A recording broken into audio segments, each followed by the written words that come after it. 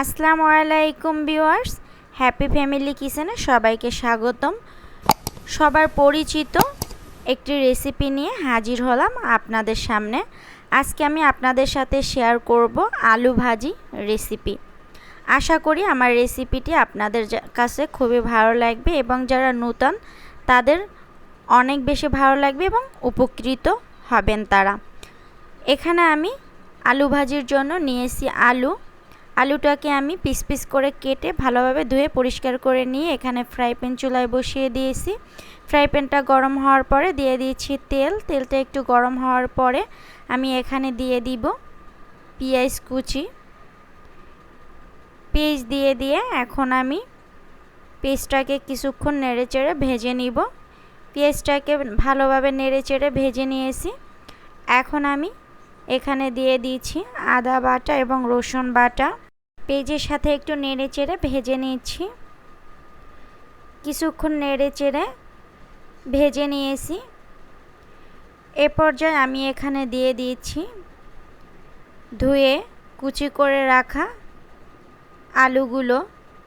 আলুগুলো নেড়েচেড়ে পেঁয়াজ রসুন এবং আদার সাথে খুব ভালোভাবে মিশিয়ে নিচ্ছি। নেড়েচেড়ে ভালোভাবে মিশিয়ে নিয়েছি।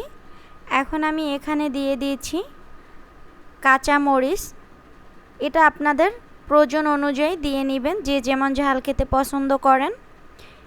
দিয়ে দিয়েছি হলুদের গুঁড়া, মরিচের গুঁড়া। এটা অপশনাল, আপনারা চাইলে দিতে পারেন, না চাইলে নাও দিতে পারেন। তবে ভাজিতে গুঁড়ো মরিচ না দেওয়াটাই বেটার, আমার কাছে ভালো লাগে তাই আমি দিয়ে দিলাম। এবং দিলাম জিরে গুঁড়া অল্প পরিমাণে এবং দিয়ে দিচ্ছি স্বাদ মতো লবণ। দিয়ে খুব ভালোভাবে নেড়েচেড়ে সবগুলো উপকরণ একসাথে মিশিয়ে নিব। কিছুক্ষণ নেড়েচেড়ে ভালোভাবে একসাথে মিশিয়ে নিলাম।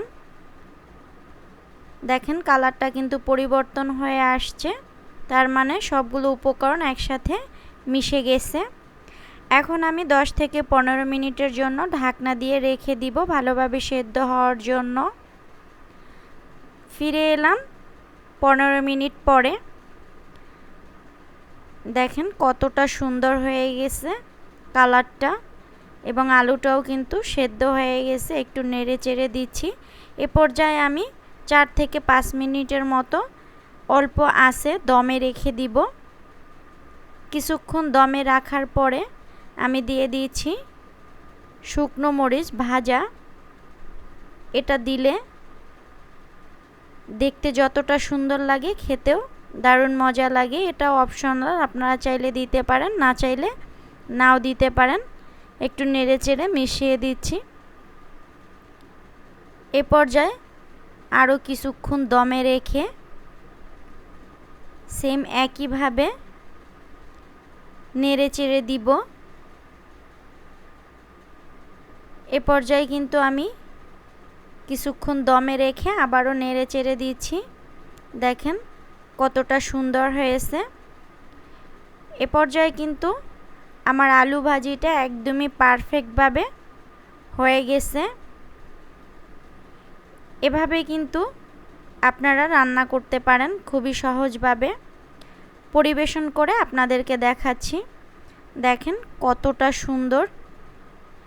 এটা কিন্তু আপনারা পরোটা, রুটি এবং ভাতের সাথে খুবই মজা করে খেতে পারেন। দেখা হবে নতুন কোনো রান্নার রেসিপি নিয়ে।